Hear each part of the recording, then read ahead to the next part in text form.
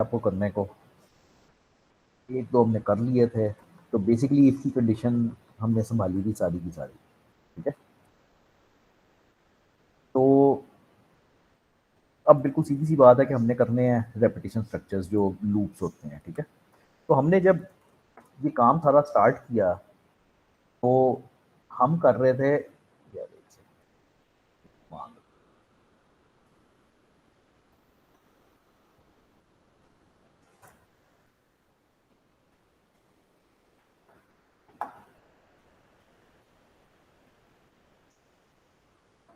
अच्छा भाई, जब हमने जब स्टार्ट किया तो हम जो बेसिकली जिस तरह से हम प्रोग्राम कर रहे थे उसको सीक्वेंशियल प्रोग्रामिंग कहते हो, ठीक है। मतलब कोई कॉन्स्ट्रक्ट नहीं है, कुछ ऐसा नहीं है, लेकिन सीक्वेंशियल प्रोग्रामिंग ये थी कि जिसमें ऊपर से नीचे तक आपकी तमाम लाइंस एग्जीक्यूट हो जाती थी और सब एक एक दफ़ा एग्जीक्यूट हो जाती थी, नो प्रॉब्लम। सीक्वेंशियल के बाद जो तुमने पिछली दफ़ा की वो कंडीशनल प्रोग्रामिंग थी एक तरह से, ठीक है। मतलब सीक्वेंशियल में क्या होएगा कि ऊपर से नीचे तक कोड जिस तरतीब में लिखा हुआ है हर लाइन एक एक दफ़ा एग्जीक्यूट हो जाएगी और चल जाएगी, दैट्स इट। कोई लाइन स्किप नहीं होएंगी, कोई लाइन एक से ज़्यादा दफ़ा नहीं चलेंगी। फिर तुमने कंडीशनल किया। कंडीशनल में क्या हुआ पिछली दफ़ा, कुछ लाइन स्किप हो गई। मतलब जो अगर कंडीशन ठीक होती थी तो वो चल पड़ती थी, वरना वो स्किप हो जाती थी। ये कंडीशनल हो गई। और इसमें आखिरी है आइटरेटिव प्रोग्रामिंग। और आइटरेटिव में क्या होता है, आइटरेटिव का लफ्ज़ का मतलब ही रिपीट है, ठीक है। लेकिन रिपीट नहीं कहते, आइटरेट करना ही कहते हो। तो आइटरेटिव में रेपिटेशन होती है, यानी कुछ लाइंस लिखी हुई हैं उनको बार बार बार बार बार बार एग्जीक्यूट करना है, ठीक है। जैसे बड़ी सिंपल सी बात है, तुमने स्क्रीन पे 10 दफ़ा हेलो वर्ल्ड लिखना है, ठीक है। तुम्हें स्क्रीन पे 10 दफ़ा हेलो वर्ल्ड लिखना है। तो आ,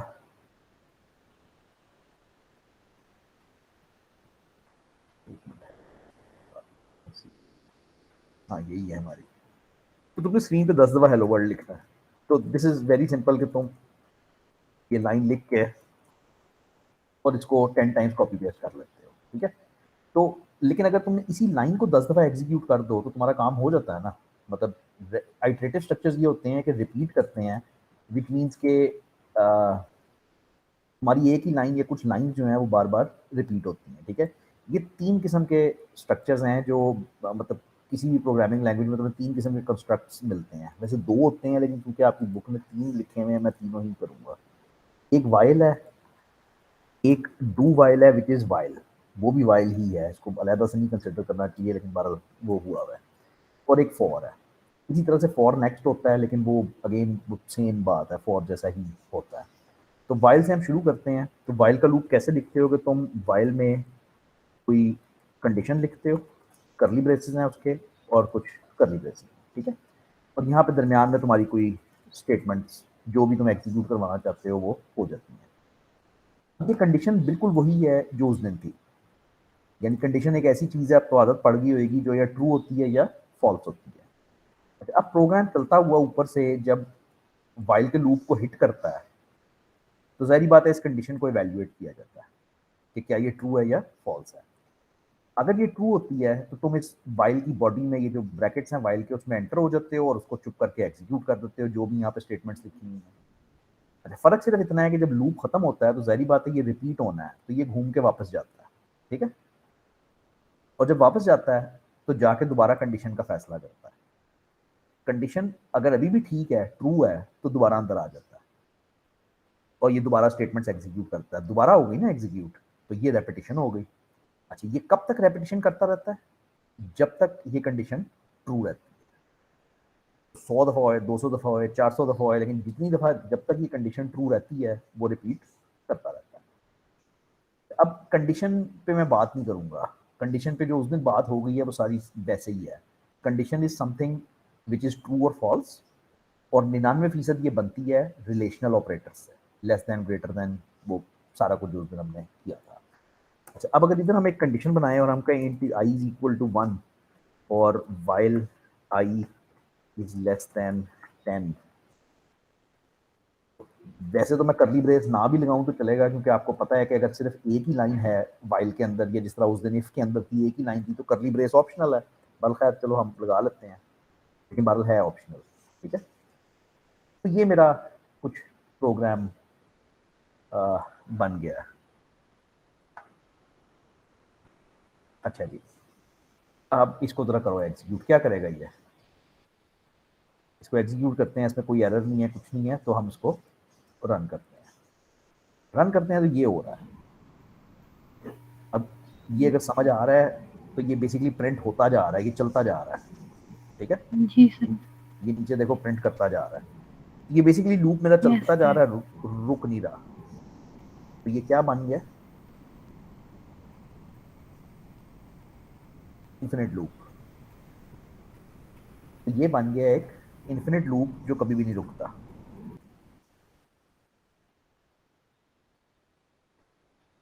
इन्फिनिट लूप एक ऐसा लूप है जो कभी भी रुकेगा नहीं। अगेन मैंने आपको चला के दिखाया है, वो चलता जा रहा है, चलता जा रहा है, चलता जा रहा है, ठीक है।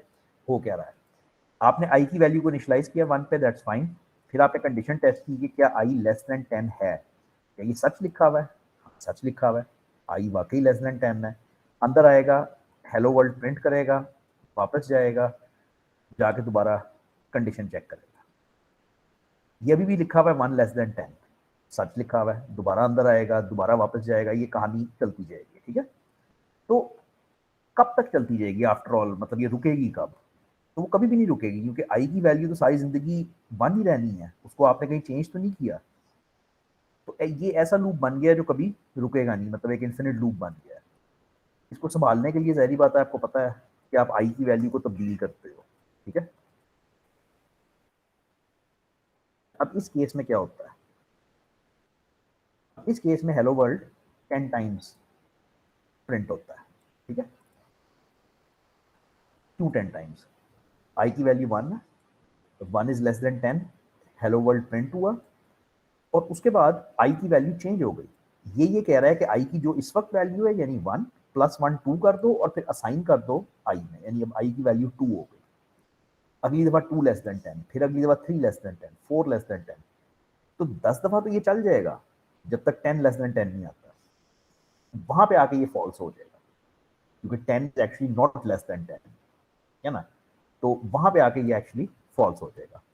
अब जरा को गिनती करके मुझे एग्जैक्टली बताया कि हेलो वर्ल्ड कितनी दफा लिखा हुआ आएगा जब ये प्रोग्राम चलेगा। 9 बार। 9 बार, ठीक है, 10 बार नहीं, 9 बार। तो मतलब हमें लूप में बेसिकली इंक्रीमेंट या डेक्रीमेंट करना पड़ता है। इंक्रीमेंट डेक्रीमेंट का क्या मतलब हुआ कि जो वेरिएबल जिससे आप लूप को कंट्रोल कर रहे हो, उसको आपको या तो बढ़ाना पड़ेगा, इंक्रीमेंट करना पड़ेगा, या डेक्रीमेंट करना पड़ेगा। अब आप लोग करते हो multiple choice exams. Multiple choice exams में इसको अगर आप कहोगे कि 10 दफा चलेगा, तो वो आंसर आपका गलत हो जाएगा, जाहिर बात है। ये 9 दफा चलेगा, ठीक है। अगर किसी को पहली दफा मुश्किल लग रहा है तो उसको ऐसे करना है, लिख के आपने कि 1 लेस देन 10 है, हाँ है, चलेगा। 2 लेस देन 10 है, हाँ चलेगा। 3 लेस देन 10 है, हाँ चलेगा। चलते चलते 9 लेस देन 10 है, चलेगा। लेकिन 10 लेस देन 10 नहीं है। तो ये टोटल जब 10 लेस देन 10 तक पहुंचेगा तो ये नहीं चलेगा, विच मीन्स कि ये टोटल 9 दफा चलेगा। तो ये मतलब एमसीक्यूज में बड़ी बारीकी में करना होता है। एक्चुअली प्रैक्टिकली तो देखो, मैंने आपको चला के दिखा दिया, मैंने बोला भी हालांकि मुंह से कि 10 दफा चलेगा, जिन्हें नहीं पकड़ा, लेकिन वो टेक्निकली 9 दफा चलेगा। Simple, no problem. कुछ लाइंस को पकड़ के रिपीट कर दो तो वो एक वाइल का स्ट्रक्चर बन जाता है। वाइल बजाते खुद बड़ा ही सादा है यार। वाइल के आगे बस एक कंडीशन आनी है, उसके ब्रैकेट्स आने हैं, बाकी आपकी लॉजिक है कि आप कैसे करते हो। अच्छा, अब उल्टा चलते हैं। अब हम सोचते हैं कि हम एक क्वेश्चन करते हैं कि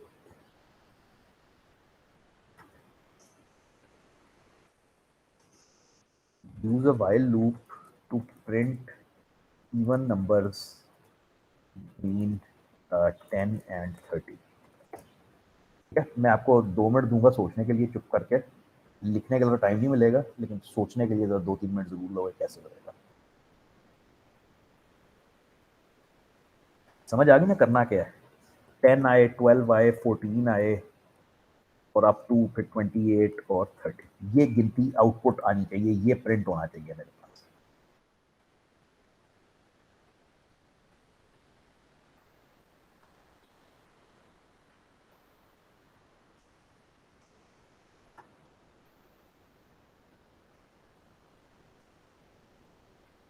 हाँ जी, कोई करवाना चाहे? Yes sir. हैं? int I is equal to 10 while I is less than or equal to 30.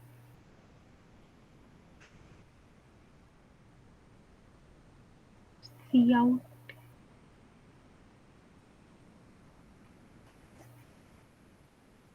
I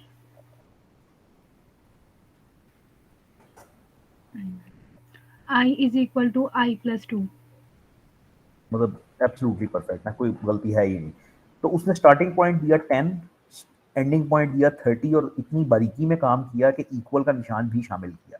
ठीक है, अब पहली दफ़ा 10 प्रिंट हो जाएगा क्योंकि आई की वैल्यू 10 है तो 10 प्रिंट हो जाएगा।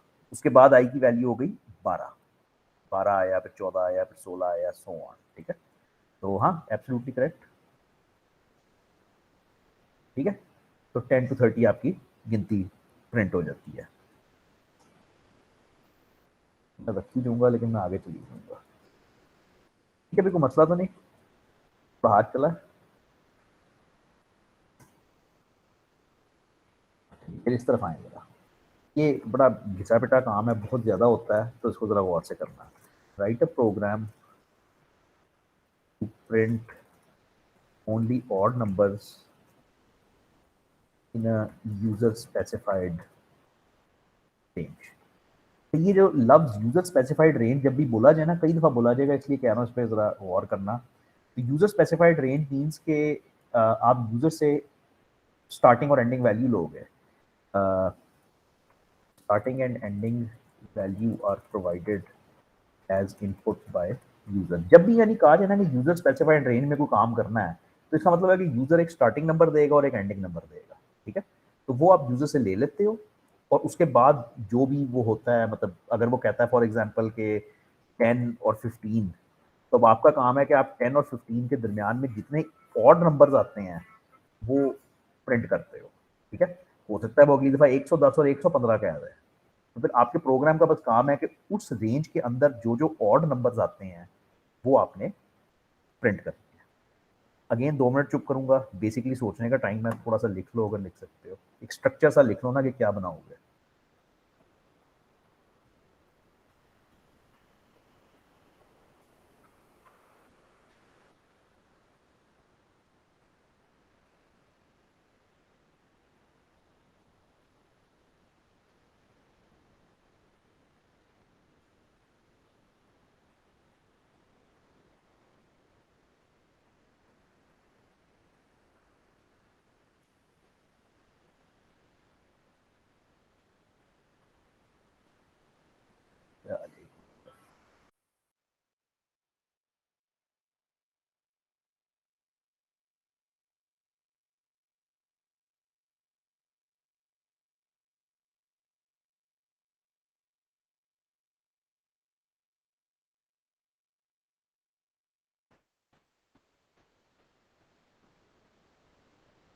हाँ जी भाई, क्या बना?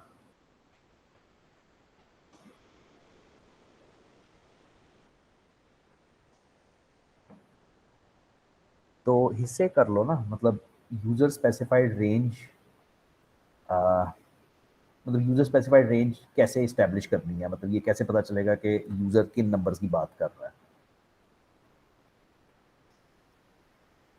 ये लिखा हुआ है starting and ending values are provided as input by the user. तो आपको एक स्टार्टिंग वैल्यू चाहिए और एक एंडिंग वैल्यू चाहिए जो यूजर इनपुट करेगा, वो स्टार्ट भी देगा और वो एंड भी देगा।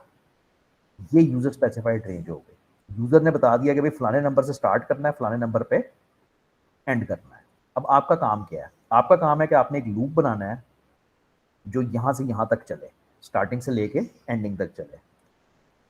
इसके बहुत सारे रास्ते हैं करने के। अगर आप उसी तरह से इंट आई लेके करना चाहते हो तो उस तरह से कर लो, दैट्स फाइन। तो वाइल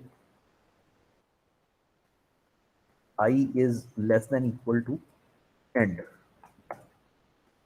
फिर देखो यूजर ने आपको कह दिया ना कि फलाने नंबर से फलाने नंबर तक जाना है। ठीक है, अब आपका काम है उस पर फलाने नंबर से फलाने नंबर तक का लूप बनाना है बस। तो जब मैंने आपसे कहा कि 1 से 10 तक का लूप बनाओ, आपने यहाँ पे 1 लिख दिया, यहाँ पे 10 लिख दिया। जब मैंने 10 और 30 का आपने उस तरह से कर दिया। अब मैंने, मुझे नहीं पता कौन से नंबर्स हैं, तो अब आपने स्टार्टिंग से लेके एंडिंग तक का लूप बना दिया। अच्छा, अब उसके अंदर करना क्या है? उसके अंदर ये करना है कि प्रिंट करने हैं सिर्फ ऑड नंबर्स। अब आपने आई को चेक करना है कि आई क्या चीज़ है, अगर वो ऑड है प्रिंट करना है, वरना नहीं प्रिंट करना। तो ऑड नंबर कैसे चेक करते थे, इफ आई इज ऑड तो उसको आप प्रिंट कर देते थे, वरना आप प्रिंट नहीं करोगे। और आगे क्या होएगा, i is equal to I plus one. अगर किसी को लग रहा है कि इसको i is equal to I plus two करना चाहिए तो वो नहीं कर सकते, क्योंकि अगर मैंने स्टार्टिंग नंबर इवन दे दिया, इवन नंबर दे दिया स्टार्टिंग, तो फिर प्रॉब्लम हो जाएगी ना। मतलब फिर वो हर दफ़ा आप even he I plus to से इवन ही। तो इसका तरीका ये था कि आपने सारे नंबर चेक करने थे, एक एक करके सारे नंबर चेक करने थे, और सिर्फ जो ऑड नंबर्स हैं उनको आपको प्रिंट करना था। तो अब ये आई इज ऑड कैसे चेक करते हैं,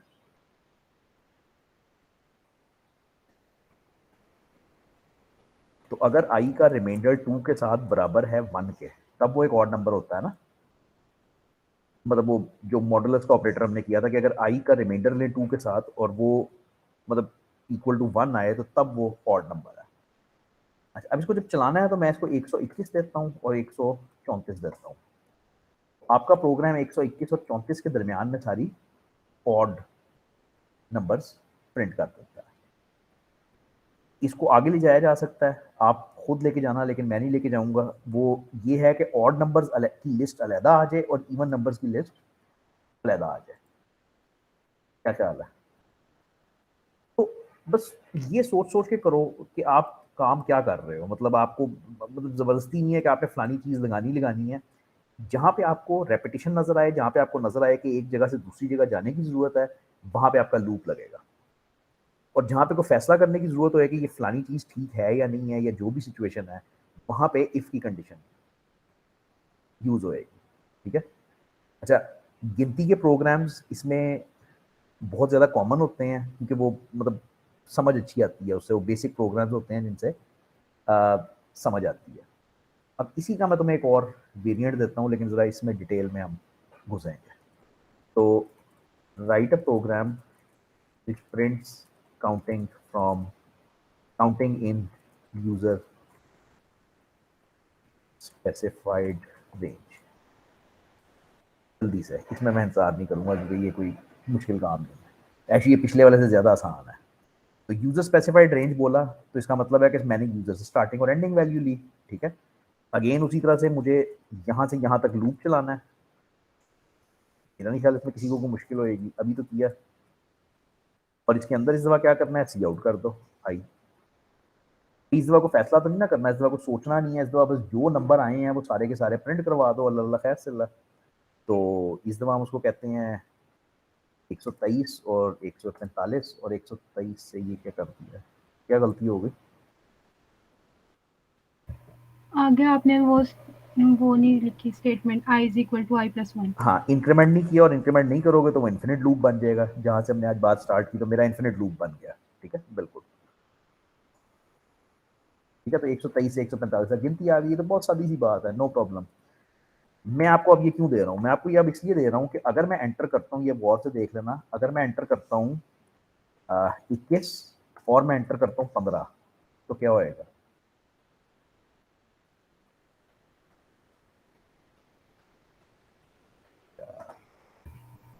अगर मैं एंटर करता हूँ नहीं चलेगा, 21 और 15 है, नहीं मतलब नहीं चलेगा आउटपुट क्या आएगी?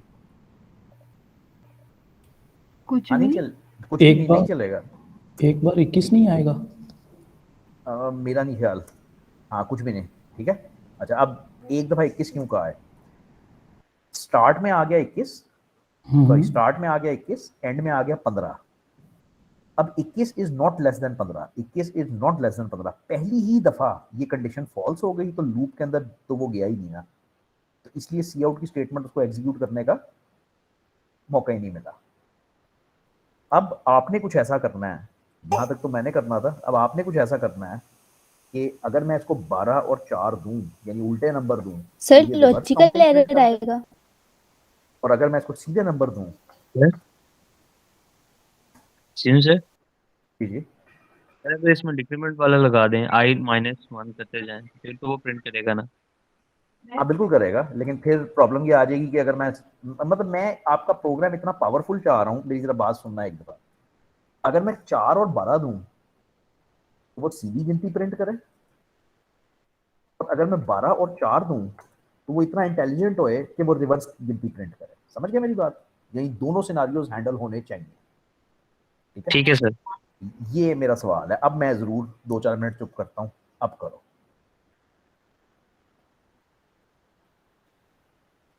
सोचना पड़ेगा काफी, ठीक है, जरा आराम से सोचो कि मैं क्या कह रहा हूँ। दोनों सिनारियोज हैंडल होने चाहिए।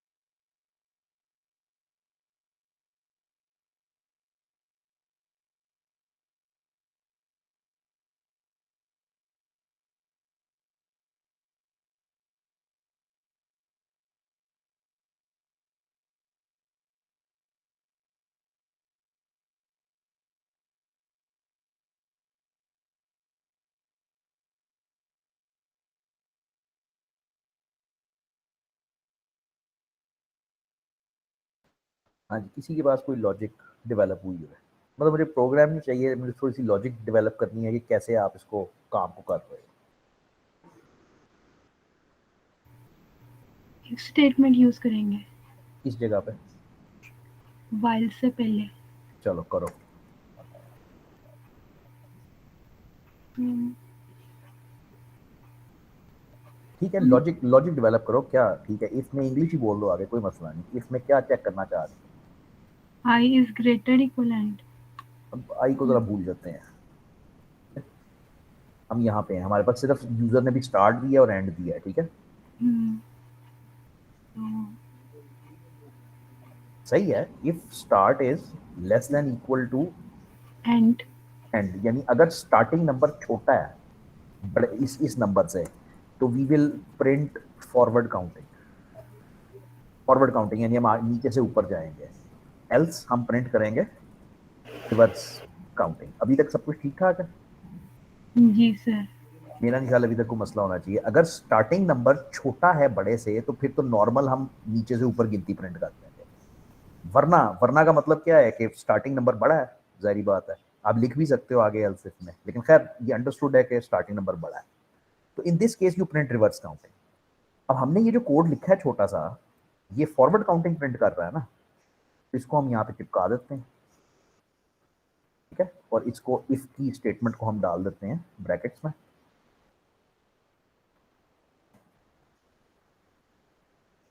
फाइल खत्म हो गई है? अच्छा ठीक है, इफ आगे खत्म हो गया।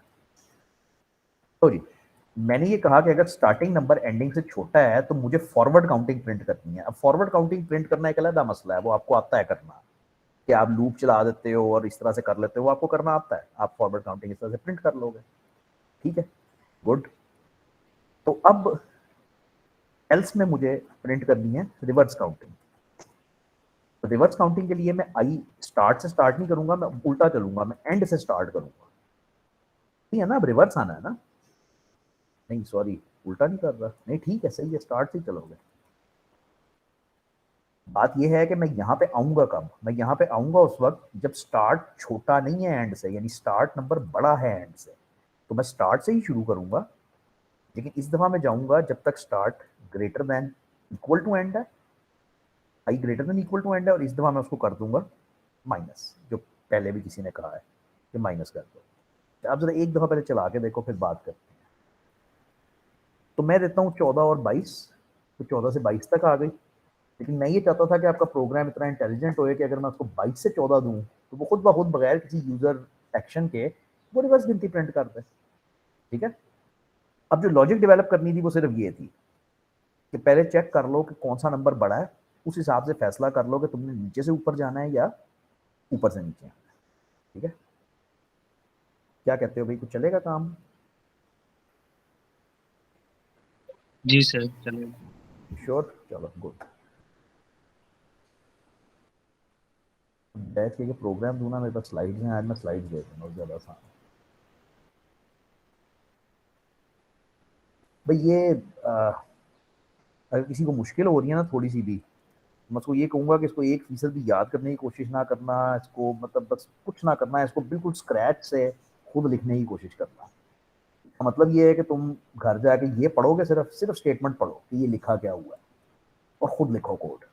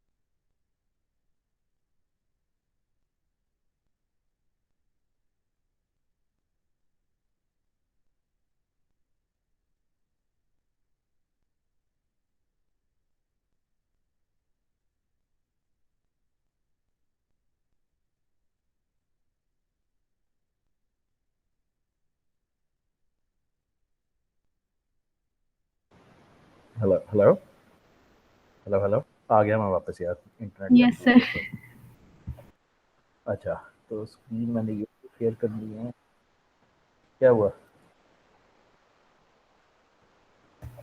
कुछ नहीं सर। मिल गया?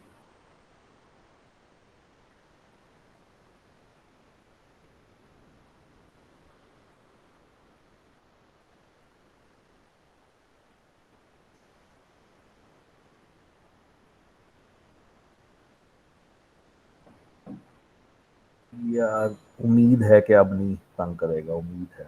चलो लेट्स सी, स्क्रीन में ही नजर आ गई आपको? हाँ आ यस गई, सर। ठीक। तो मैं ये कह रहा था कि do while loop is not another loop actually, मतलब ये वाइल लूप ही है, बस इसकी शक्ल थोड़ी सी मुख्तलिफ है। शक्ल इसकी कुछ इस किस्म की है कि इसको आप स्टार्ट करते हो डू से, डू के कीवर्ड से, और वाइल इसमें एंड पे आता है। वाइल में वही आता है जो कंडीशन है। बेटा चल गया, आप जाओ, चल गया, चलो। अच्छा तो मेरी तो क्लास है ना। Thank you. तो इसके दरमियान में कुछ मतलब तुम्हारी स्टेटमेंट्स आ जाती हैं। तब इसके बारे में कुछ छोटी छोटी बातें हैं, वो किताबों में लिखी होती हैं। तो वो है, वाइल को कहते हैं प्री कंडीशन का लूप। वाइल को कहते हैं कि उसमें प्री कंडीशन है। What pre condition means is कि वाइल के लूप में एंटर होने से पहले तुम्हें कंडीशन टेस्ट करनी होती है। ठीक है, तुमने अभी जितने भी वाइल के लूप लिखे हैं, तुमने नोट किया है कि उसके अंदर, यानी अगर तुम इस कोड को देखो, तुम वाइल के लूप के अंदर अभी एंटर होने से पहले ही यहाँ पे दरवाजा लगा हुआ है। ये प्री कंडीशन है कि लूप में एंटर होने से पहले ये कंडीशन लगी हुई है कि भाई लूप में एंटर हो सकते हो या नहीं हो सकते। वेयरएज डू वाइल में पोस्ट कंडीशन है। बात तो इतनी सी है, लेकिन इससे बिहेवियर में जमीन आसमान का फर्क आ जाता है। क्योंकि मतलब कंडीशन क्या है, कंडीशन एक दरवाजा लगा हुआ है ना गेट के ऊपर, कि यहाँ से वो एंटर होने देगा या नहीं होने देगा। तो अगर प्री कंडीशन पहली दफा ही फॉल्स हो जाए, जिस तरह अभी थोड़ी देर पहले हमने देखा था कि वो फर्स्ट टाइम ही फॉल्स हो जाती थी, तो फिर तो वाइल का लूप एक दफा भी एग्जीक्यूट नहीं करेगा। तो इट इज वेरी पॉसिबल कि मिनिमम एग्जीक्यूशन कितनी हो वाइल लूप की? 0। ये बिल्कुल पॉसिबल है कि आप एक ऐसा वाइल का लूप लिखो जो एग्जीक्यूट ही ना करे, जो 0 टाइम्स एग्जीक्यूट करे। लेकिन डू वाइल में ऐसा नहीं हो सकता। क्योंकि डू वाइल में दरवाजे पे कोई कंडीशन लगी नहीं हुई, दरवाजे पे कोई एंट्री में रोक कोई नहीं रहा, ये तो सीधा आप लूप के अंदर आओगे। तो एक दफा तो ये स्टेटमेंट्स एग्जीक्यूट होएगी जो मर्जी कर लो, उसके एंड पे जाके कंडीशन टेस्ट होएगी, which is why it's called post condition. और इसकी मिनिमम एग्जीक्यूशन कितनी होएगी? 1। ये एक दफा इसमें चलना ही चलना है, जो मर्जी कर लो। अच्छा, अब आपको एज अ प्रोग्रामर दोनों टूल्स मिल गए हैं, दोनों एक ही काम करते हैं।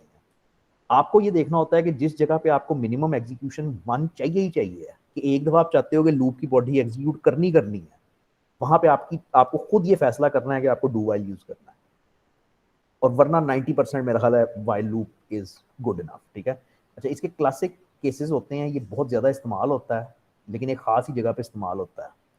वो ख़ास जगह ये है, फॉर एग्जांपल आपने यूज़र से इनपुट लेनी है, उसका जेंडर मेल फीमेल, ये लिखा हुआ इस तरह होएगा कि write a program to repeatedly ask the user to input his gender। Gender में हम लेना चाह रहे हैं एम या एफ, मेल या फीमेल। ठीक है। In case of incorrect entry, the program should continue to ask for input। ठीक है। मतलब कि नौइया समझ गए हो कि एक प्रोग्राम सिंपली स्टार्ट होएगा, वो यूजर से पूछेगा अपना जेंडर एंटर करो। अगर उसने एम या एफ एंटर कर दिया, एम एंटर कर दिया या एफ एंटर कर दिया, तो बस बात खत्म हो गई, गुड हो गया एंटर। ठीक है। लेकिन अगर वो A B C D E F कुछ भी एंटर करता है, तो आपका प्रोग्राम रिपीटेडली उससे इनपुट लेगा, विच मीन्स कि अगर एंट्री इनकरेक्ट है तो आपका प्रोग्राम बार बार उससे इनपुट लेता रहेगा। ठीक है। अच्छा, अब ये जो इनपुट वैलिडेशन वाले वो होते हैं ना, जो प्रोग्राम्स तकरीबन सबके अंदर इनपुट वैलिडेशन करनी होती है, तो वहां पे ये चीज़ें बड़ी काम आती हैं। मैं फॉर एग्जांपल एक वेरिएबल लेता हूँ कैरेक्टर जेंडर, और मैं यूजर से कहता हूँ कि भाई अपना जेंडर इनपुट करो। अब जब उसने इनपुट कर दिया, तो उसके बाद आप टेस्ट कर लोगे कि क्या वो जेंडर मेल है या फीमेल है। अगर मेल या फीमेल है तो फिर तो आप अलाउ करोगे, वरना आप अलाउ नहीं करोगे। ठीक है। तो इसको इफ की कंडीशन में नहीं संभाल सकता है। इफ में अगर किसी को लग रहा है कि संभालना है तो नहीं संभाल सकता है। इफ में आप टेस्ट तो कर लोगे, आपको पता तो चल जाएगा कि चीज सही है या गलत है। रिपीट कैसे करवाओगे? बार बार यूजर से इनपुट कैसे लोगे? बार बार उसको कैसे बताओगे कि तुमने गलत काम किया है, इसको ठीक करो। ठीक है। तो this has to be in a while loop. अब वाइल में भी डू वाइल लगेगा, मैं 1 मिनट में करवाता हूँ कि हमने सीन जेंडर कर लिया। अगर किसी बंदे को समझ आ रही है तो वो वाइल की कंडीशन बनाएगा खुद। इसमें छोटे छोटे फर्क है, वो नोट कर लेना। वाइल के एंड पे सेमीकोलन आता है इसके अंदर, हालांकि नॉर्मल वाइल लूप में सेमीकोलन बिल्कुल नहीं आता, लेकिन इसके अंदर आता है। ठीक है। तो यहाँ पे कंडीशन को बनाएगा कि यहाँ पे क्या लिखना है, इंग्लिश उर्दू में बना लो।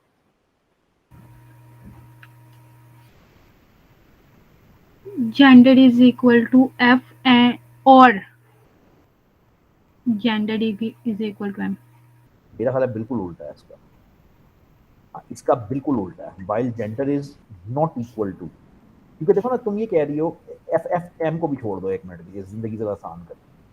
तो आप ये कह रहे हो कि अगर यूजर ने एफ एंटर किया है, अगर ये ट्रू है तो ट्रू के केस में तो आप लूप को दोबारा घुमा दोगे, विच मीन्स कि दोबारा एंट्री होगी।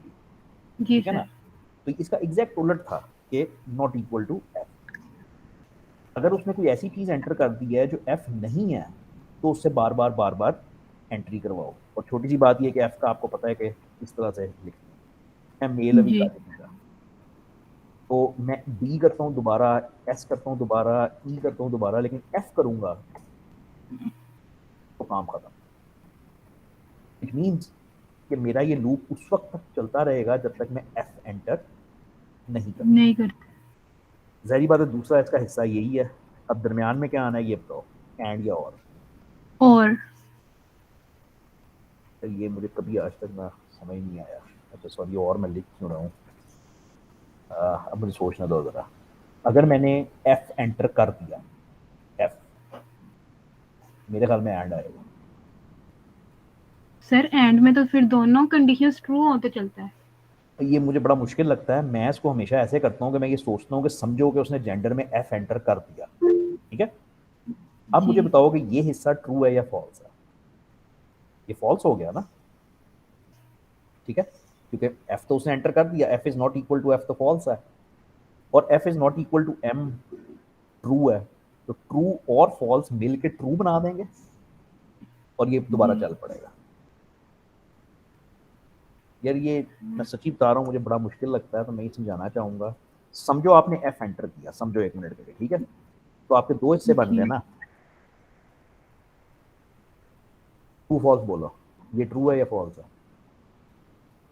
ये फॉल्स फॉल्स। ये फॉल्स है। फॉल्स है।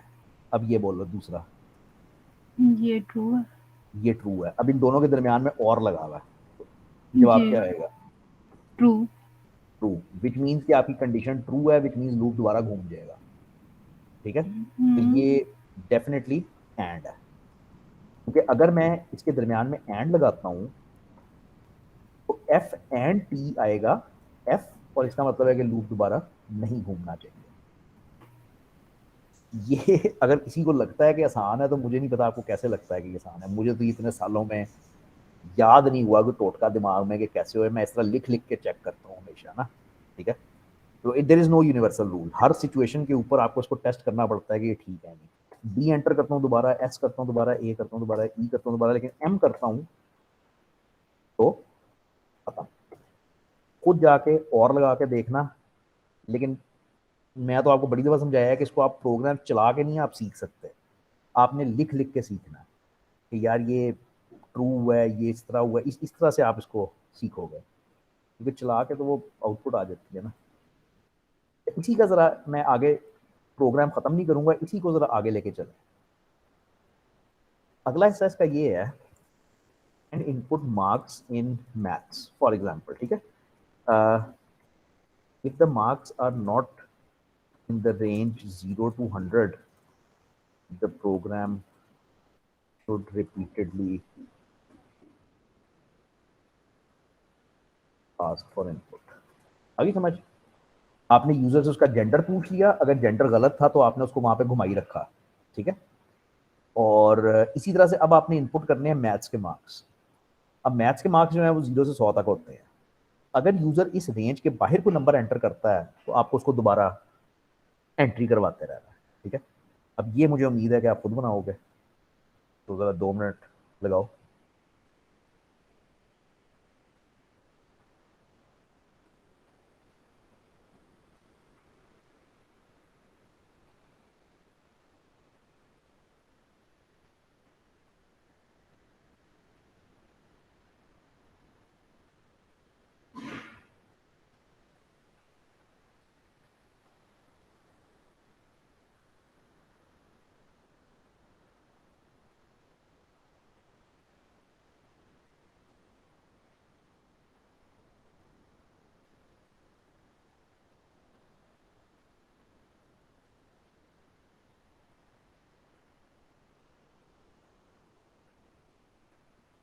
तो अभी जिसको समझ आ जाए ज़रूर बोल दो। तो मैं तब तक मजदूरी कर लूँ। मैंने कहा कि मैं मार्क्स डिक्लेयर करूँ, मैंने कहा कि मैं इनपुट करवाऊँ मार्क्स। अब कैसे इसको मैनेज करना, बिल्कुल उसी तरह से डू। वही तमाशा है ना कि हमें हर दफ़ा चेक करना है कि उसने मार्क्स सही एंटर किए हैं या नहीं किए। अब सोचने नहीं, वाली बात इसमें ये थी बस कि आप ये यहाँ पे कंडीशन कैसे बनाओगे। यहाँ पर लिखेंगे marks not equal greater equal 0। हाँ ऐसे कहो, ग्रेटर इक्वल 0। 0 अगेन एंड नहीं, पता क्या अगेन उल्टा आता है मेरे ख्याल में। तो बाकी छोड़ मार्क्स दो, लेसर इक्वल 0। नहीं नहीं 100 वाला हिस्सा छोड़ दो, सिर्फ समझने की कोशिश करो मैं क्या कह रहा हूँ, क्योंकि आपने पहले भी उल्टा बोला था। अगर मार्क्स 0 से बड़े हैं तो हम कहते हैं सब कुछ ठीक ठाक है, ठीक है। लेकिन इस केस में तो कंडीशन ट्रू हो जाएगी, वो दोबारा घूमना शुरू हो जाएगा ना। तो आपको कहना था कि मार्क्स अगर लेस देन 0 है या मार्क्स अगर ग्रेटर देन 100 है, अब इसको दोबारा घुमाओ। समझ आई बात की?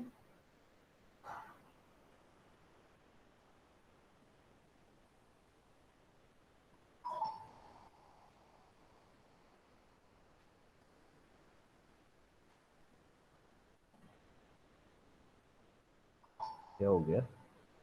अच्छा, सेमीकोलन नहीं। जेंडर हम पहले डिस्कस कर चुके हैं तो मैं ज़्यादा नहीं करूँगा, मैं ये एंटर कर दूंगा। एफ एंटर किया तो उसने आगे जाने दिया मुझे, वरना वहीं पे फंसाया हुआ था। अच्छा, अब अगर मार्क्स में एंटर करता हूँ 123 तो ये गलत है। अगर मैं -23 एंटर करता हूँ तो ये गलत है, लेकिन अगर मैं 22 एंटर करता हूँ तो दिस इज ओके। ये डेटा वैलिडेशन होती है जो आपको अपने हर प्रोग्राम में करनी चाहिए। असाइनमेंट्स में जनरली प्रोग्रामर का काम ये होता है कि जो देखो कोड को जो डेटा दोगे वो उस पर काम कर देगा। फॉर एग्जाम्पल अगर एक मैट्रिक के मार्क्स कैलकुलेट कर रहा है और यहाँ पे -23 एंटर कर दिया है तो वो तो कर देगा कैलकुलेट, तो सबको जमा करेगा, एवरेज निकाल देगा। तो प्रोग्रामर का काम ये होता है कि जितनी गलत इनपुट, डेटा वैलिडेशन है ना, ये कि आपको वैलिडेट करना है कि जो डेटा आपके पास आ रहा है वो सारा सही है। तो उसमें ये लूप्स ना यार बहुत ज्यादा।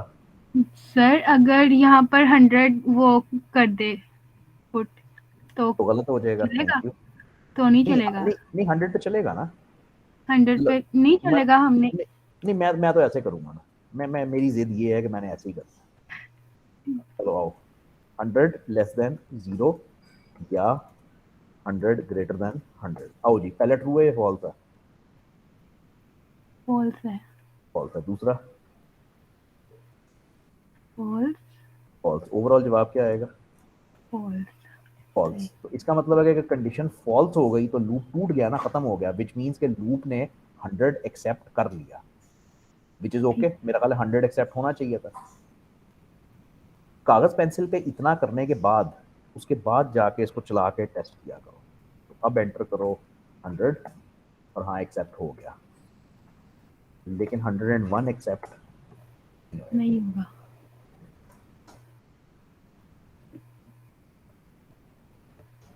तभी ठीक है। Yes sir. थोड़ी बहुत ही तो खराब हुई होगी। नहीं। हाँ, मतलब मुश्किल नहीं है, लेकिन मतलब दिमाग मांगता है, डेफिनेटली दिमाग मांगता है। प्लीज़ प्लीज़ प्लीज़ ये कर लेना जो मैं अब लिख रहा हूँ। मेरा ख्याल है कि ये प्रोग्राम बुक में से है जो मैं लिखने लगा हूँ, ठीक है? तो अगर बुक में से नज़र पड़े तो इग्नोर कर देना, खुद करना, ठीक है? Write a program which is a guessing game. The user will get max 5 attempts to guess a secret number. You can set the secret as a variable and set any value in it, for example 76 मुझे नहीं पता। आपने programme के अंदर एक variable set करना है जिसका नाम सीक्रेट होएगा और उसके अंदर कोई भी एक नंबर डाल देना है 76। अब कॉन्सेप्ट ये है कि जब प्रोग्राम चलेगा तो यूजर को हम 5 अटेम्प्ट्स देंगे कि वो नंबर गैस करे। यानी अगर वो 15 एंटर करेगा तो हम उसको कहेंगे सॉरी यार अभी तो गलत हो गया है। वो 16 एंटर करेगा, हम कहेंगे सॉरी यार गलत हो गया है।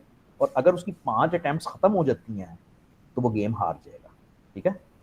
यानी if user is unable to guess in 5 attempts, game over message should be displayed.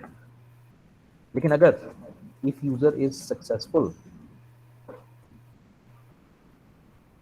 in guessing the secret, uh, congrats message is to be displayed and program should stop here, obviously. मतलब जाहिर बात है, अगर उसको congrats का message दे दिया तो programme वहां पे खत्म हो जाना चाहिए ना, बस, ठीक है? मैंने ये जान के जबरदस्ती लिखा इसलिए है कि प्रोग्राम शुड एंड हेयर, क्योंकि मेरा ख्याल है ये काफी मुश्किल काम है। कांग्रेट्स तो सारे कर देंगे लेकिन वो रुकेगा नहीं प्रोग्राम आपका। आप करोगे तो आपको समझ आएगी मैं क्या कह रहा हूँ, वो चलता रहेगा, ठीक है? तो ये मैंने इसलिए जान के यहाँ पे लिखा है। यूज क्या करना है जो पढ़ा है, 3 चीजें पढ़ी हैं, इफ, वाइल, डू वाइल, और इसके बाहर से कुछ यूज नहीं करना, ठीक है?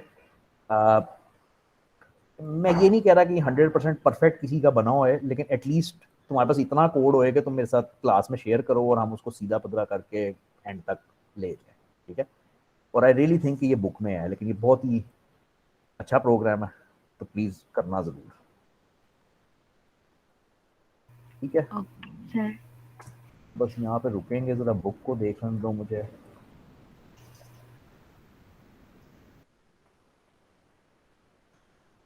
सम वाला प्रोग्राम नहीं किया, फैक्टोरियल वाला नहीं किया, काफ़ी चीज़ें रहती हैं। चलो सम और फैक्टोरियल में फॉर के लूप में करवा दूंगा, कोई मसला नहीं। ठीक है, लेक्चर 7 के स्टार्ट तक हम गए हैं बस। ठीक है, फॉर का लूप हमने बिल्कुल नहीं छेड़ा, ये हम अगली क्लास में छेड़ेंगे। और पीछे वाले में से भी एक दो चीज़ें बच गई हैं मेरी अभी, वो सम करना, फैक्टोरियल निकालना, ये वो मैं फॉर के अंदर पे कर लूँगा। ठीक है भाई, इजाज़त है? नो सर, नहीं, दे दो, रब रखा। मैथ की क्लास है वो हमारी। हाँ, वो देखते हैं ना अभी कितने लोग बचते हैं, जिन्होंने जाना है उनको तो जाना दो। आप इधर ही रहो, मैं भी इधर ही हूँ। चलो ओके भाई, सर। बाकियों को अल्लाह हाफिज़। ओके सर, थैंक यू, अल्लाह हाफिज़।